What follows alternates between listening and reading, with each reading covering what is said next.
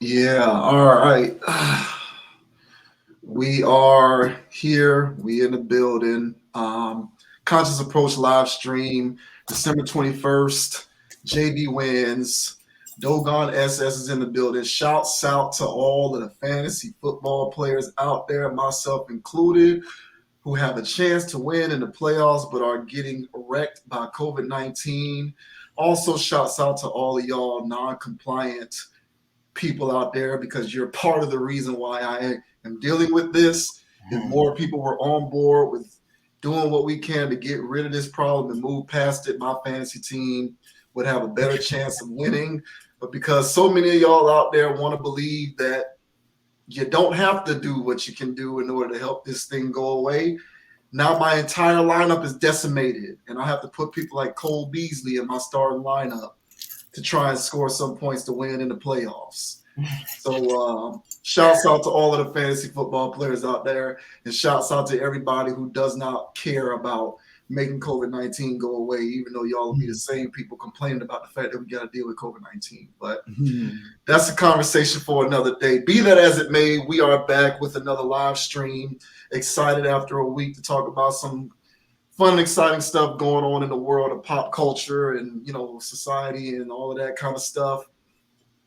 First up, we're going to talk about Travis Hunter and his defection to Jackson State University. That's what I call it, the Great Defection. It's funny. I'm a graduate of Florida State University, so it's funny to see the devastation that people are experiencing because Travis Hunter is not here anymore because he's going to Jackson State University.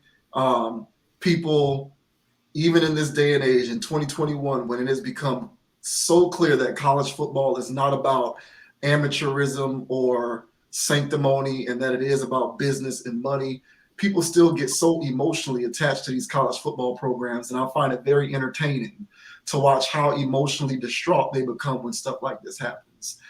Even when it affects my own school, my own alma mater, I still think it's funny. So anybody who isn't aware, Travis Hunter was the #1 overall recruit in the country out of high school. He was set and committed to come to Florida State University, but at the 25th hour, Deion Sanders and Jackson State University pulled him away. And there was a $1.5 million NIL deal that was a part of getting him pulled away. $1.5 million name, image, and likeness. That was a part of the equation that factored into why he eventually chose to decommit from Florida State and go to Jackson State. So there's a lot of ways to kind of look at this particular story. There's the sports angle. There is the HBCU angle, which is a big thing. A lot of people are happy with this because there's the belief that it signifies a transition in terms of how recruits view where they choose to sign. There's perhaps a renaissance that could be potentially taking place where more high-level recruits are going to commit to HBCUs over the traditional schools, especially in the Power Fives, which has a lot of people excited because there is this renewed interest in HBCUs in light of what happened last year. So there's various ways to kind of tackle this, but nevertheless, we thought we'd talk about it because it's not something that happens often when you get the #1 recruit to decommit from a D1 program, much less a Power 5, to go to an HBCU. So what did you think about Travis Hunter decommitting and going to Jackson State? I thought it was pretty significant, man. I'm actually trying to find out when he was born, what his sign would be. Mm-hmm. But the whole dynamic was interesting to me. Um, I'm happy for the guy. I was proud of him for doing it.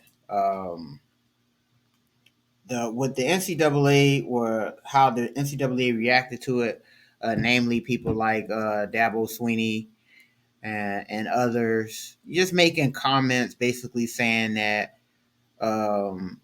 basically like the integrity of the game is leaving.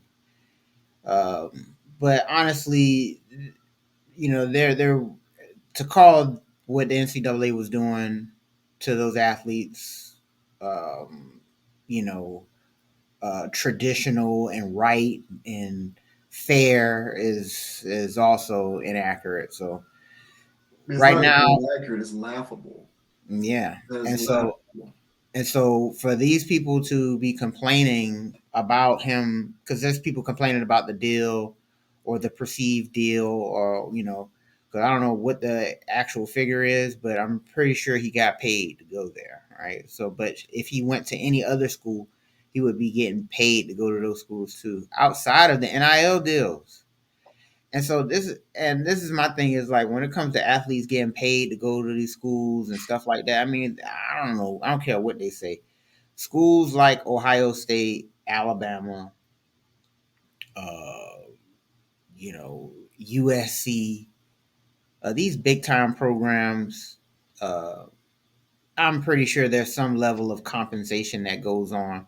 Maybe not for all of the athletes, because some people just go to Ohio State just because, but for those athletes that are between a few schools, but they're 5-star athletes, and you feel as though they're transcendent, and this guy can transform your O line by getting them over there. I'm pretty sure there's extra incentive that goes on for those guys. So I feel like Travis Hunter is no different, just in the age of broadcasting the deals.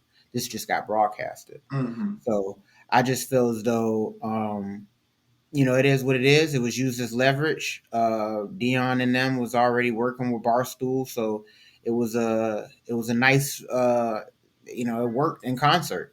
And I think how, like you were saying, with the HBCU angle, you know, given the what's happened in the last recent years or what have you, where Black people are becoming more self aware, I guess, and trying to be more cultural, if you will, and trying to find culture outside of the supply culture that's been given to us.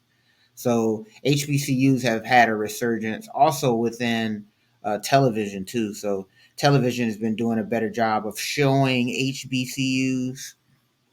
I think that's also in the light of what the stuff that's been going on socially. So It's exactly why. It's because of right, that. and Yeah. so them showing and broadcasting games outside of that, outside of Deion Sanders, but even Deion and Eddie George, just going over there and coaching over there. I just feel as though it's a nice vibe. I like seeing it. I wanted to see competitive HBCU football. I did. And so I feel as though there's more attention being shown over there, not just from the media standpoint, but just from people in general. And I think people are just looking over there a little bit more. The media is not hurting. The exposure is definitely not hurting. And so definitely young athletes would be more inclined to go to HBCUs instead of going to that Division 3 school or that community college situation. They can just go to a HBCU and start, you know.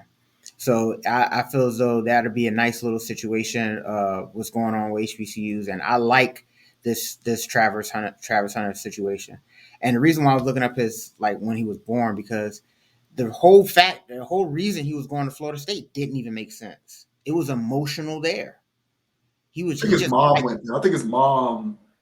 I think there's a family connection. I think his mom. Someone went there Mhm, in his family, mhm. I believe, and so that's where it was. I think it was his mother.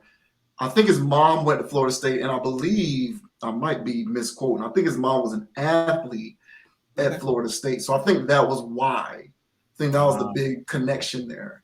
Cause I Um, was, cause, yeah, mhm. Cause my thing was like, I don't even see why he wants to go there in the first place. And he was like, "Oh yeah. yeah, I'm going to Florida State." And I said that seemed like an emotional decision. And it was Mhm. like, the main reason why it made me say that was because of the record that they had, even when he was committed the first time. I mean, the record that nothing indicated that this school was going to be doing anything in the near future, and yet and still, he was still committed and saying all the right things of being committed to Florida State, and everything that he said to me seemed emotionally based. It didn't seem like he wanted to go to Florida State outside of an emotional reason. Is what I'm getting at. Mhm. Right. And so, with that being said, him making this decision to do this HBCU thing sounds like another emotional decision. This kid's just making decisions off emotions. He is. Yeah. And this sounds good. It sounds like he's going to be, but honestly, he's already made a name for himself. And so if you want to brand yourself as being somebody that's not just this is how I could have played out. Travis Hunter was going to be a 5-star athlete who plays a Power 5 school. Everybody knows his name. He's this, he's that. He gets drafted in the first round because he runs a fast 40 or whatever. Whether or not his college career was productive or not, he's still been drafted in the first round, right? So that was already a given for his life, but he would have just been some regular 5-star athlete had he just went to Florida State or any other school.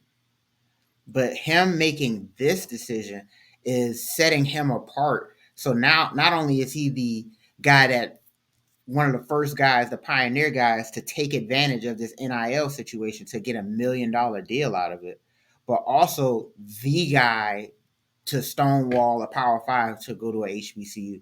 And so he'll be forever known as that guy, even if he transfers 2 years from now, do some transfer portal stuff, and then goes to Ohio State to actually try to win a championship over there. I'm not going to be surprised if he's going to be the first athlete to try to win one in the SWAC and then try to win one in the MAC, all right, or the Big Ten, right? So, all in all, I'm here for it. I feel like it's good for the sport. I feel like it's good for HBCUs. I'm not an NIL hater. I'm not a transfer portal hater. I can see where the concerns are coming from, but this was inevitable. This was going to happen at some point. And, this is how it looks. I feel like these things will get a lot more refined and cleaned up in the future. But overall, I like where college football is going. I like the fact that these guys are getting paid, for something. So that's how I feel about it, more or less. Yeah. So overall, I'm happy for him individually because one of the big things that I care about is Black and brown people having the means to secure financial freedom by whatever means necessary. It's a big principle that I cling to in life in general. And so obviously in America today, the largest percentage of Black and probably brown people too at this point who have the opportunity to obtain financial freedom are those who can do it through professional sports or entertainment. That's the way America works today still. By percentage, most Black and most non-white people who can find financial freedom are going to have to do so within the vehicles of sports and entertainment. In this case, we're talking about sports. So overall, the more rich Black people who exist, the better. That's just, bottom line, that's all I care about. I just want to see more Black people getting rich legally, so that, the more Black people who become rich, who are not also risking becoming killed or incarcerated, the better. So from that standpoint, the direction that college football and college sports in general is going in is good because it means we will have more Black people who have the opportunity to obtain financial freedom.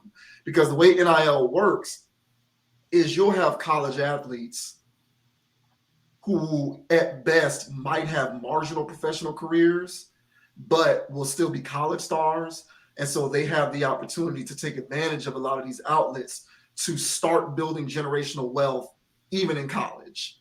And so therefore, even if some of these guys who go on to the pros and fizzle out, guys who get there, undrafted players who don't have much of a career, drafted players whose careers end because of injury, drafted players who are highly touted but end up being busts, whatever the case may be, guys who aren't able to play a sustained professional career and make millions of dollars doing that will still have the opportunity to plant the seeds of generational wealth and financial freedom in college with the direction that the sport is moving in. So from that standpoint, seeing Travis Hunter take advantage of a $1.5 million deal to go to Jackson State makes me happy because we have yet another young Black person who is going to have a realistic opportunity to obtain financial freedom so long as he continues to make good decisions and not mess it up.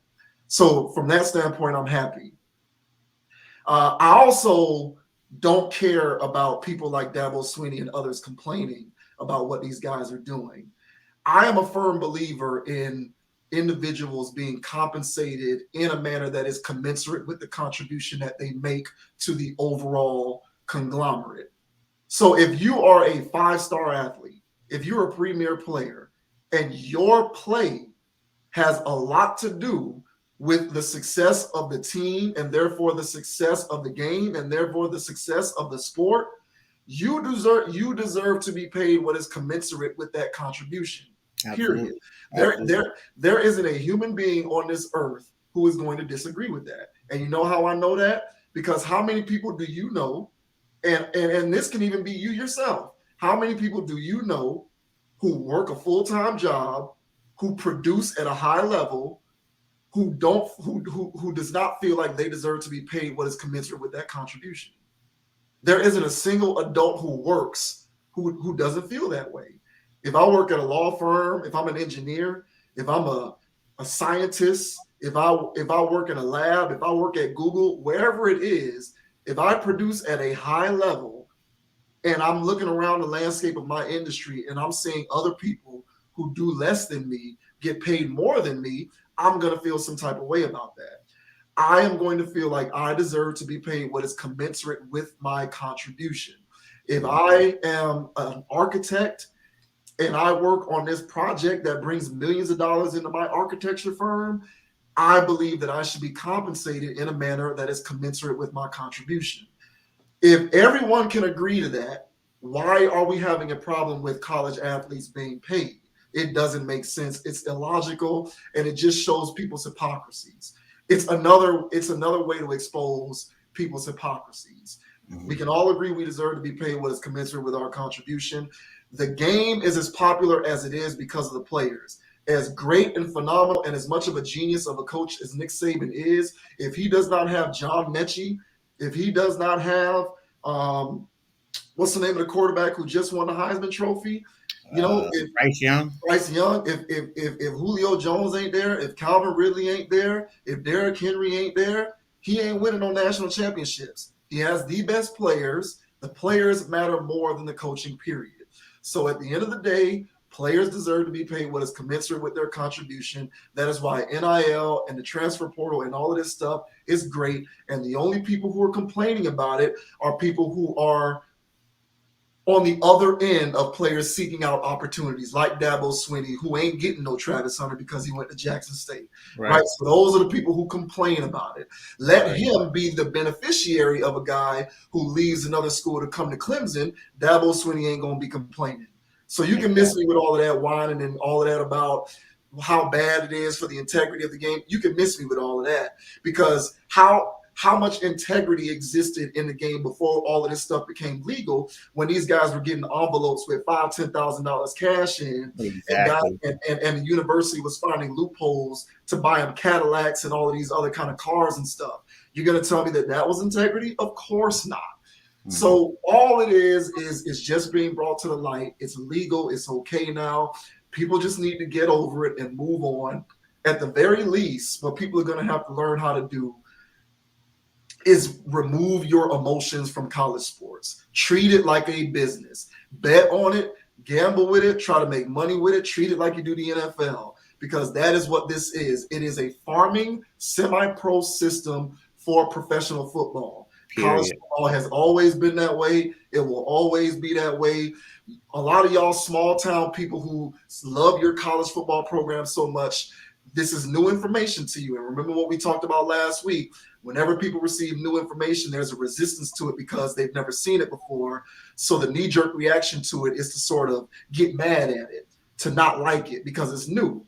Whatever the case may be, you're going to have to get used to it. It's here to stay. And as you get used to it, you'll get over it. And it's not going to be something that you think is just the worst thing in the world. So that's how I feel about that angle of it. Now, when it comes to the HBCU part, this part, I'm kind of somewhere in the middle.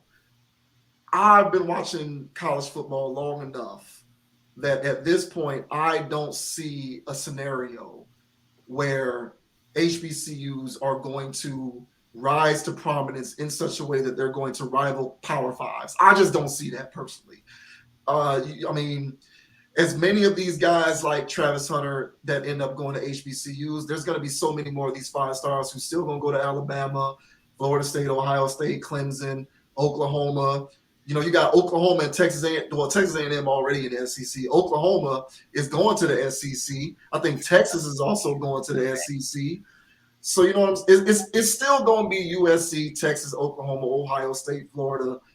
You know, Alabama. You take your pick. Clemson. It's still going to be that, I feel. So at the end of the day, it boils down to, what do you prioritize? As a high-level recruit, do you care about maximizing your individual opportunity, or do you care about being a part of that atmosphere where you get to be a star player who's in the Michigan State game, who's in the Ohio State Michigan game, who's in the Alabama Georgia game? If you care about being a part of that environment, then you're still going to be somebody who, despite this social wave that we're on, you're still want to consider going to one of those traditional Power Fives. It just is the way it is. But if you say bump all of that, it's about my individual opportunity and how I can best maximize my chances to reach success at the highest level, both in terms of social notoriety and monetarily, as well as still get the chance to be able to perform. Then, of course, those other HBCUs and other schools like that become a more enticing option, because, you know, whatever the case may be, if you end up going to Jackson State, but you can get agents and these other corporate advertisers to sponsor you for $1.5 million. Okay, I can go to Alabama and contend for national championships, or I can go to Jackson State and become an instant millionaire. So it's all about what you value. I do agree with you that. Dang, I missed my point. I do agree with you that when you go to an HBCU, I do agree with you that when you go to an HBCU, you'll still be drafted in the first round if you're a 5-star recruit. That's going to happen no matter what. No one's going to say, because this guy's numbers were down because he was in an HBCU, it must mean he's not as good as we thought. That's stupid. So you're still going to be drafted in the first round. However, if you do go to an HBCU or any of these other conferences, the MAC and the SWAC and all of that, you're going to be playing with guys who aren't that good. You're going to be playing with teams that don't have a good quarterback. So your numbers are not going to be the same as they would have been had you gone to Alabama or somewhere else. That is going to factor into whether you get drafted as a lottery pick or whether you're just a first-round draft pick. That is going to matter. So from that standpoint, it's all about weighing your options. It's all about opportunity costs. Stage and opportunity to contend for national championships and be a lottery pick versus instant millionaire status, social notoriety. You can still perform at a high level and be a first-round pick, but you don't get the benefit of being on that big stage. I don't ever see a time where we will be on Saturday night ABC primetime game watching Jackson State versus whomever, and it has national championship or college football playoff implications. That's just my personal opinion. I could be wrong, but I don't foresee that being the case. But in terms of all of the intrinsic value that a move like this has, I'm right there with you. At the end of the day, it's just all about, as an individual, what do you value and where do you see yourself going in order to maximize on that potential value. I agree, but I kind of said the same thing before when I was talking about HBCUs and athletes going to HBCUs, but I was talking about more for basketball. So football is a much different animal. And college football, you know, and NFL is 53-man roster. College football is 70, 80 guys out there. Yeah. And all 70 or 80 of those guys better be good, because if they're not, you're not winning nothing.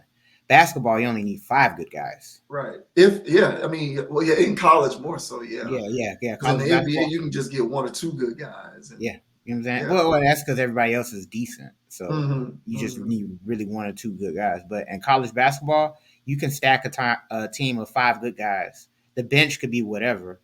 You know, 2 of the guys could come off the bench. Yeah.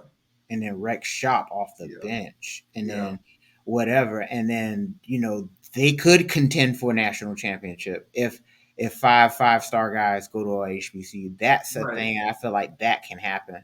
Right. I'm waiting for that. Right. Travis Hunter is one man. In a day and age where guys aren't even staying at the schools the whole time, I don't even know if he's going to be there the whole time. He might do 2 years and bounce, and then go to a big conference or a big school. I wouldn't recommend that, Mm-hmm. especially if he did take some steps back from playing against less competition, and then you go for 1 year to be one and done. That might mess up your draft stock. So I hear what Deion's trying to do. Oh For yeah, sure, yeah, yeah. I hear it. I get what he's Mm-hmm. trying to do. Mm-hmm. He's trying to rival Alabama, but in HBCU, I get that premise. But Mm-hmm. the talent gap is so large that what he's ended up doing, because they went like 12-1 this year or something. They're already there. They're already there in HBCU world where they're Mm-hmm. already getting all the best guys. And so they're going to just go undefeated year after year, is all this means, Mm-hmm. which is cool. But y'all just going to be the untouchable team in HBCU football. Right. I don't think this is going to correlate, and I hope it does. I You'd hope, like to see it, yeah. yeah, I Yeah. would like to see this go amongst other schools, and other schools put as much enthusiasm behind it as Deion is and Jackson State is doing. But I don't think that's the story. I feel like this is a flash in a pan. I'm hoping that it's not, but this is feeling real flash in a panty, because it took everybody by shock. Mm-hmm. And the reason why it took people by shock is because it's not rooted in something outside of the $1.5 million Mm-hmm. and Dion, and That's I yeah, don't even Pete. really Those are know. the two main things was the NIL deal and Deion Sanders. That's what it was sort of attributed to. Yeah, and Yeah. so that's not really a strong foundation. Um, because when you do listen, I get it, man. I get why guys go to Alabama. Because if you're a 5-star athlete, if you're a high 4-star athlete and you go to Alabama, you're going to the NFL. You know, Yeah. if you played, if you got Mm-hmm. on the field and you played, if you're good enough to start at Alabama, then you're Bro, going to the bro, bro, like just okay, Cardale Jones. NFL. Remember him? Uh, He Cardale Jones didn't play the whole year. He backed up. He went to Ohio State several years ago. He backed up. I forget who he backed. It was either Braxton Miller or JT Barrett. It was one of those two who was the starter. They got hurt. Cardale Jones came in and played maybe one or two of the remaining regular season games, won their playoff game, and then won the national championship. Cardale Jones was talked about as a lottery pick in the NFL draft because of that. He got drafted. Does anybody remember what Cardale Jones did in the NFL? I barely remember the name. But that's to your point, though. Yeah. But that happened because he was at Ohio State. Ohio State is good. Like in college, one thing that's different about college and the NFL. In the NFL, if your quarterback is bad, you're dead. In college football, if you have high performing skill position players and a good defense, you can still win a national championship, even if your quarterback plays mediocre. So, like, um, Cardale Jones shows up. Ohio State has all of these great players on offense and defense. They win a national championship. Cardale Jones gets drafted. That's a perfect sort of example of what it is that you're describing with that. Yeah. That can potentially happen when you go to these schools like Ohio State and Alabama. Not necessarily the case with the other side of it with the HBCU thing. Well, you have to be exceptional over there, Mm-hmm. like anybody. So that's anybody that plays Division II football or anything like that. You have to be exceptional. You have to put up ridiculous numbers over there. So it already helps that he was already a 5-star athlete. Right. So everybody already knew who he was going over there. So that's cool. And so I've seen it. There's guys that were 5-star athletes, went to schools like USC or something like that, where they don't develop. So the reason why I brought up Alabama is you get developed at Alabama. I've seen Alabama practices. It's practice. Those guys are practicing. That's NFL stuff. That's NFL level practice they're doing out there. And it's intense and it's real. And of course, they pop out on the other side as athletes Yeah. and ready for NFL practices. And they go Yeah. out there and they do their jobs. Right. And so I'm very impressed of how those guys are turned into professionals once they go to Alabama. But versus other schools like Texas and other schools that have like big numbers of 5-star athletes in the past few decades and have no first round picks to show of it. You know what I'm saying? And so there are schools where 5-star athletes go and get lost. So that's the thing too. So I'm hoping that he doesn't get lost out there talent wise, where it's not cultivated the right way. I understand that Deion's going to push him personally to be the best version of himself. All right, but when you're out there and you're playing against B court players, everybody's B court. There's nobody good here. Everybody that's here that played in Division I is over here now. They're over here now, and they're not over here because of they wanted to be. They're over here because they couldn't play in Division I. Yeah. So you're playing against B court people. So when you're playing against B court people, you better be putting up triple doubles. You see what I'm saying? I don't care if this is college. Yeah. And so when he's out there, he's going to play both ways. As Deion said, he told him he's going to play both sides. So he's got to put up numbers. I mean, first, like I said, so I've seen guys go to USC or wherever. They get lost on the bench. They play sporadically here or there, but they still go in the first round because they were a 5-star athlete. I've seen guys that were in this past recent draft went to Alabama, 5-star athlete. He had so many knocks on him. He was just a Leatherwood, a lineman. He had so many knocks on him about how, hey man, they're more polished than this guy. They're this, they're that. I think it was the Raiders. They still hopped in and just grabbed the guy. He's a 5-star that went to Alabama. Yeah. We're not going to have another one of those guys on our line. Get him over here. You just grab him. Yeah. So he's going to be Travis Hunter. Oh, yeah, you remember him. The guy that was everybody consensus. You know, basically this guy can be one and done and play in the NFL if he wanted to. You know, you remember that guy. Yeah. He went to HBCU. So did he put up big numbers over there? No. But I can guarantee you what, they're going to win national championships over there so he's going to have that on his resume. He's going to have all those other things, and he was MVP of the team and all that stuff. So his storyboard is going to look sexy enough. But I'm with you. I hope he gets it. You know, because there's nothing like getting hit by another 5-star athlete. Yeah. Yeah. And so I get it, bro. It's like he's going to play both sides. So you're not going to get hit by a 5-star linebacker. Right. But when you go in the NFL, you're going to get hit by a 6-star athlete. Right. Because he's beyond the 5-star at that point. Yeah. Yeah. So that's more or less my concern for him. I hope he stays his whole duration there. I think it'll look kind of wonky if he just do 2 years in Buck or 1 year in Buck. Like, I don't know what that's going to look like. As far as optically, but I hope he does his whole term there, whether it's 3 years and he's gone or whatever. But in today's day and age, I wouldn't be surprised if he transferred. Yeah. And in the event, I still wish the best for this guy. I'm happy for him. Man, I'm still a Rattler. But I'll be cheering for them, but except when they play FAMU. Right. Well, yeah, if he transfers, it's going to undermine the symbolism that is being attached to this. It's going to completely undermine it. So that's what I'm getting at. It's going to be a bad look. It will be, yeah. And,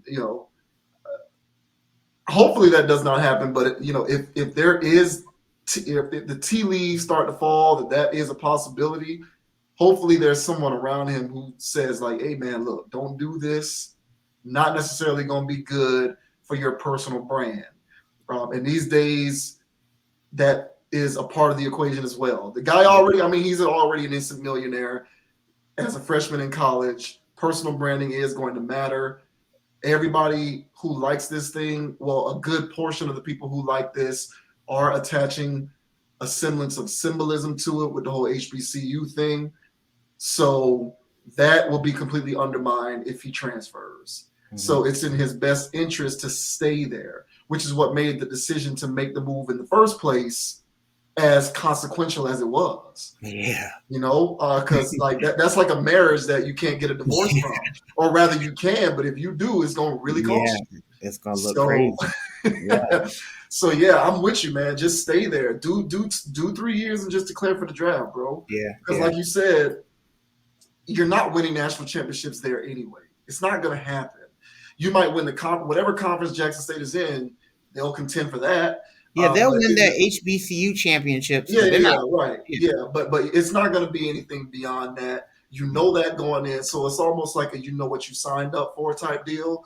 So just do your 3 years and then declare for the draft because you'll still get drafted in the first round no exactly, matter what. So exactly. yeah, I definitely would recommend that he stays there. But yeah, I'm with you on all of that, man. And good luck to him. He's still gonna do his thing, but Mhm. yeah, it's a difference between playing DB against a quarterback who Exactly, spent exactly, 1 or 2 years in community college and is exactly. now at Jackson State versus you trying to you know you Play match up against the against a guy. 5-star receiver or somebody like this in a power. It's just it's a whole different ball game. You're playing against the guy at um, Ohio State or Oregon, who's Hmm. going to be the quarterback in the Super Bowl that you play in the NFL. Yeah, So you might as well get this experience now in college because yeah, he's good like that now. yeah. And so whoever that guy is, that's the part about it that he's going to be missing out on. That's the Hmm. part where I wish